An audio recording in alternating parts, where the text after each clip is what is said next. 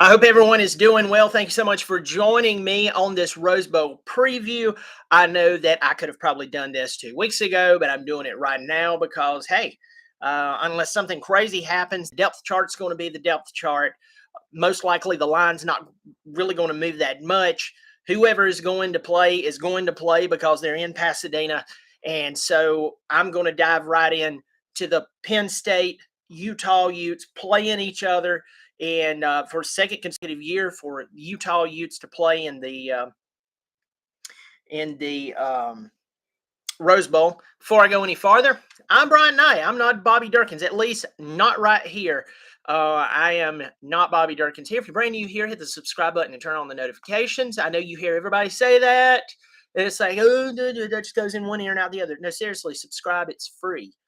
Hit the notifications. It notifies you. That's the little bell there. It notifies you when I go live, and you can hop on or check out the video later. Also, hit the thumbs up, even the thumbs down, and because it actually helps the channel. So please comment and pass along to your friends, neighbors, clergymen, etc. Penn State and Utah Utes are playing in this year's Rose Bowl. That is one of those bucket list games for me. It's a game that I've always wanted to go to. A friend of mine I attend church with, he is a massive Georgia Bulldogs fan, and I'm jealous of him because he actually went to the Rose Bowl when Georgia went there, played Oklahoma, had that incredible ending in what double or triple overtime. Sony Michel runs the ball in for a touchdown. It was an incredible game. He was actually there, and he and his wife had a great time. In fact, he was at the Mercedes-Benz Stadium for the Georgia-Ohio State game the other night. So I'm jealous of him. But the Rose Bowl is just magical. It is incredible. Utah's in it for a second consecutive year. So let's just quickly look over both teams. Right off the bat, at this time, it's about 1:30 Eastern Standard Time, the day of the Rose Bowl, if you're watching this later. Utah is a 1.5-point underdog. Penn State coming across the country to the West Coast to play in Pasadena. They're a 1.5-point favorite. Let's just be honest with ourselves. That's no big deal. It is kind of interesting, but let's dive into the records. Penn State, they're 10-2. Utah Utes, they're 10-3. They won the Pac-12 championship. They absolutely drug USC. So let's look at Penn State and let's talk about their numbers for the year.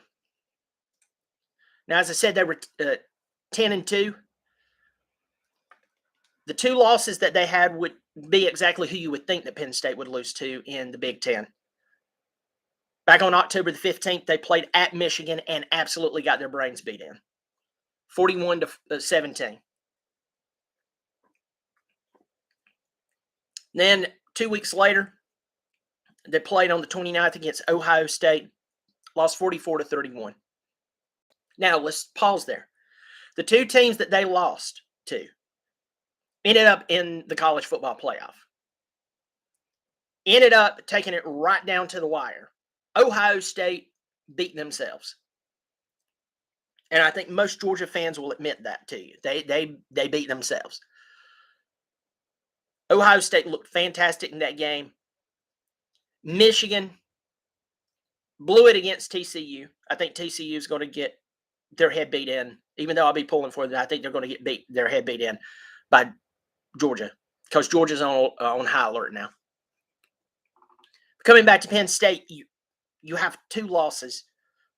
And those two losses, one of them was, 13-point loss, probably something you wouldn't want. Michigan, you lost by 24. Other than that, you won all the other games. You won the games you were supposed to win. Now, I'm going to be transparent here. I don't know everything about Penn State. You might have had some players who were injured. You might have had some players who were unavailable for that game. Okay. But you still lost only 2 games. You're in the Rose Bowl. I think you've had some success.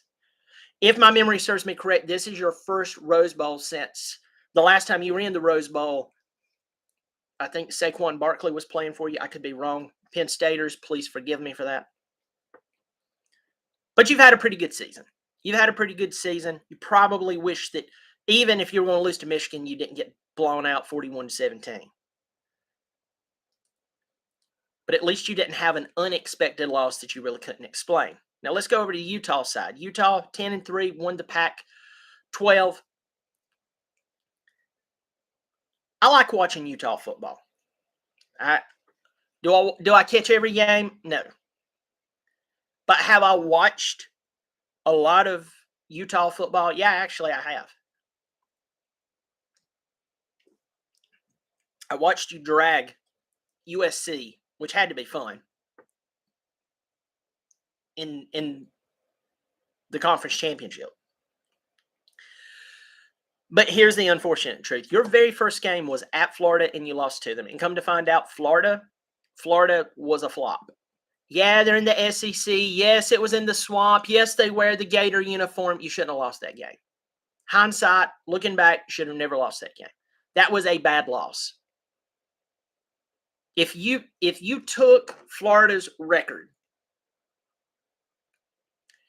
and you changed their name to Missouri, Idaho. Okay, I know I'm being a little sarcastic here. But my point here is that was a bad loss. That was not a back and forth ball game. Shouldn't have been. You should have went in there with the talent that you have and beat their head in. You didn't. After that, you won 1, 2, 3, 4 straight games, including really you ripped up Oregon State. Oregon State has a fantastic story. They've improved so much. Jonathan Smith is the man. But you ripped them up. That's a big deal. Then you turn around and lost at UCLA, a team who is definitely getting better, but they'll stink up the room every now and again. I mean, they just lost to Pittsburgh in the Tony the Tiger Sun Bowl or whatever it's called. And transparently, Pittsburgh is not that good of a football team. And you lost to them. Or UCLA lost to them, but you lost to UCLA. The very next week, this is where things get interesting with your season. The very next week, you turn around, you beat Southern Cal, 43-42. It was a great game. I was so happy for you. Next week, you beat Washington State. After that, you beat Arizona. You should beat Arizona. Arizona's terrible. Then you played Stanford. You beat the crap out of them. You should have beat them. You got Oregon. You lost to Oregon. You should have won that ball game. You really should have won that ball game. You lost by 3. Played the now fighting Deion Sanders Colorado Buffalo. Beat them 63-21. Of course, Deion's wasn't in charge. He'll pull a Southern Cal. Next year, Colorado is going to be a problem.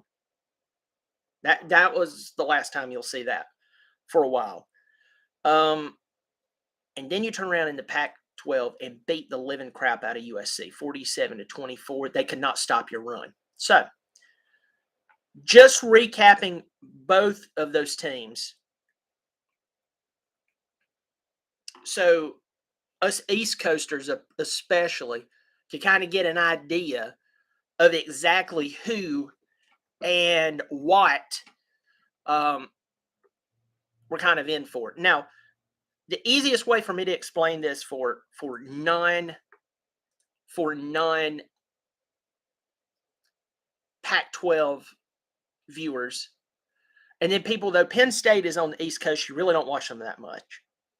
If you're in the South, I'm going to go ahead and tell you right now, if you are in the South, you're watching the SEC, you're watching Clemson and some of the ACC, you might watch a little bit of Big Ten football, and if you do, it's going to be Ohio State or Michigan, especially this year. And that's it. You really don't pay attention to Penn State. Some people do, but most don't. Now, I know somebody's going to come on here and go, well, I do. That's why I said some people do, but most don't. So what are the playing styles of both teams? They're very different. The easiest way for me to sum up Utah, they are going to pound the football and they're going to wear you out. That's exactly what they did to Southern Cal. Southern Cal has incredible athletes. Some of the best athletes the NIL money can buy. And these guys are looking to come in, dominate somebody, and finesse. And the one thing about Southern Cal that I can say is that Southern Cal, when the going gets tough for some of the, not all of them, but some of these NIL guys hit the transfer portal. They're just looking to be on a Super Bowl, a super team. I wasn't saying super. Didn't mean to say Super Bowl, but they're like a super duper powerful team who just comes in, quickly wins the ball game, and then they can go sit on the bench, drive up their draft stock. Totally fine. It's a business. College football is nothing more than a business. More now than ever. It's okay that they're doing that.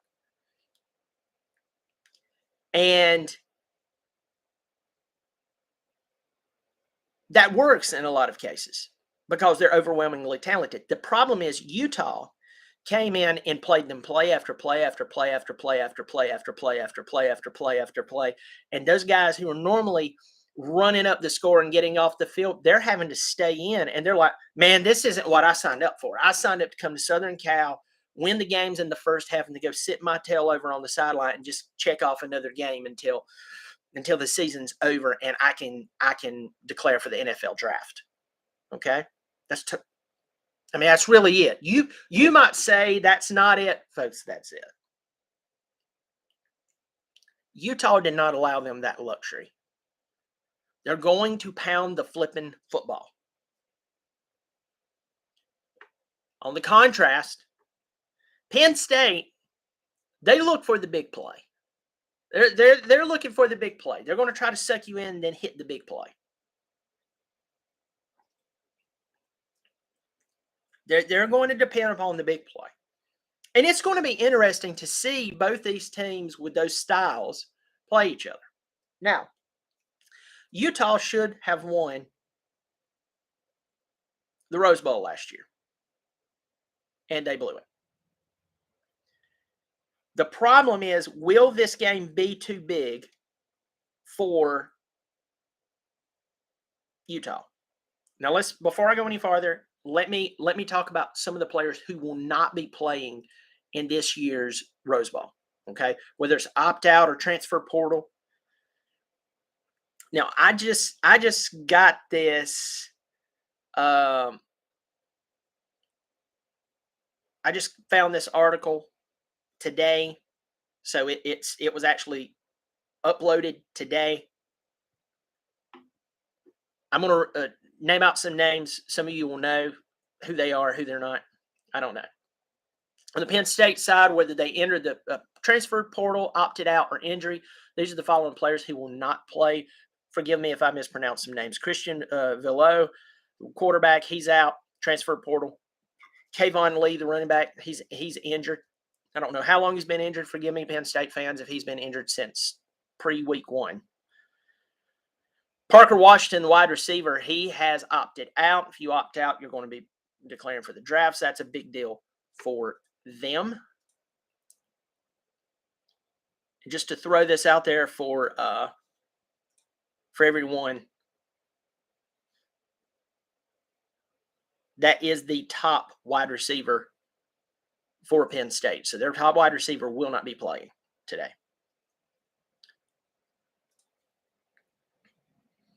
Jaden Dotton injured. A gentleman that I could far from pronounce either part of his first or last name, offensive tackle, he's out. Rodney McGraw hit the transfer portal. Edge rusher Devon Townley Jr., transfer portal. Joey Porter Jr., now we know exactly who he is. He's a massive cornerback. He has opted out. And then Jeffrey Davis, he has hit the transfer portal. Okay.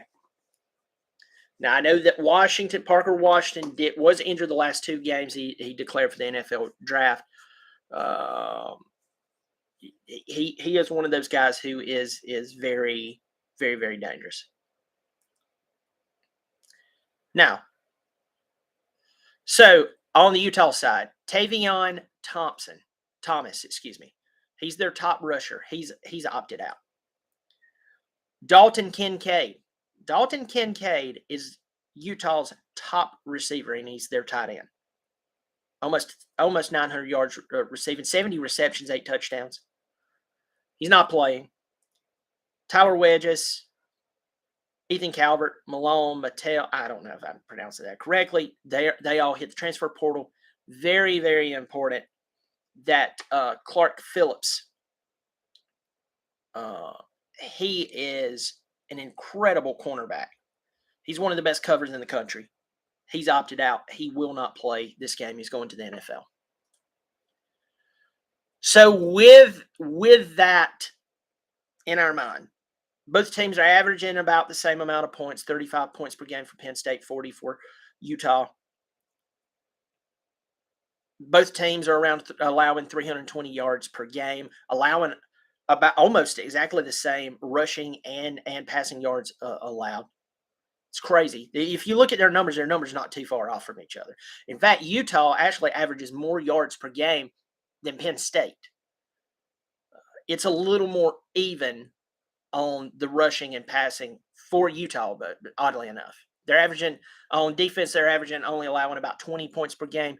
Penn State's a little more stingy at 18 points. I think this 1.5 point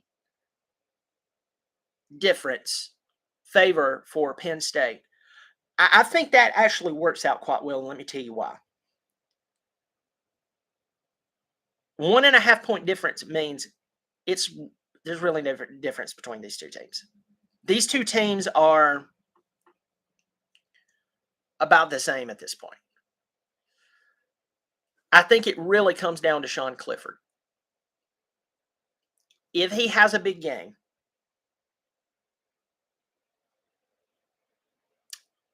it's going to be pretty big. He has Singleton playing running back for him. He's not like Utah, where Cameron Rising is missing his top running back and his top receiver. Now listen, Utah, I'm not discounting you. I'm just saying you're missing your top running back, you're missing your top receiver. Maybe that's a great chance for next man up. But it does impact a lot of teams. And I lean towards Sean Clifford and Penn State getting the job done, but do not be surprised if Utah frustrates them with their style of football, wears them out, and wins the ball game. But I am leaning towards Penn State winning this ball game somewhere to the tune of 24-21-ish. Yeah, I think that it's going to be a back and forth game. I could see that being really exciting. I could see there be some good defensive stops, but also seeing maybe a busted play to where they give up a long pass, long rush. For Utah, it would be a long run. I just don't know how they're going to do without Thomas. But I'm looking at Penn State winning this ball game somewhere along the tune of 24-21. I'll be pulling for Utah. Hope they win, but I think they're going to lose this game. Although this would be a great hump for Utah to actually get over. If they could win the Rose Bowl, I really think that it would be massive for them to get over that hump and kind of move forward.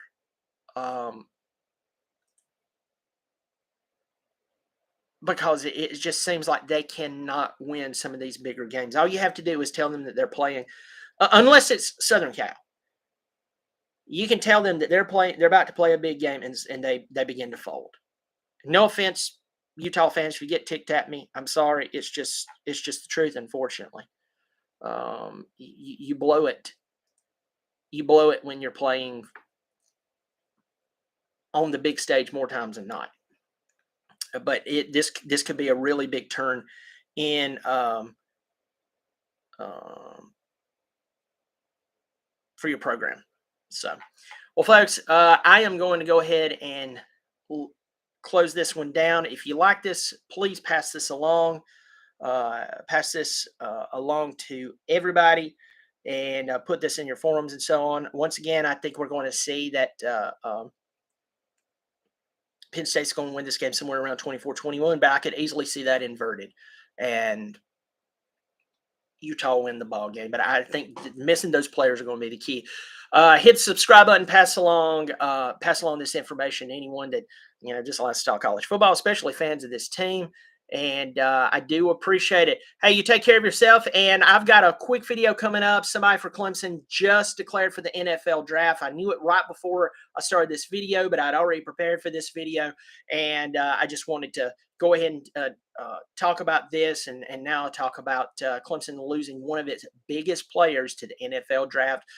Follow up on that one. Thank you so much for joining me. I look forward to seeing you again. Take care.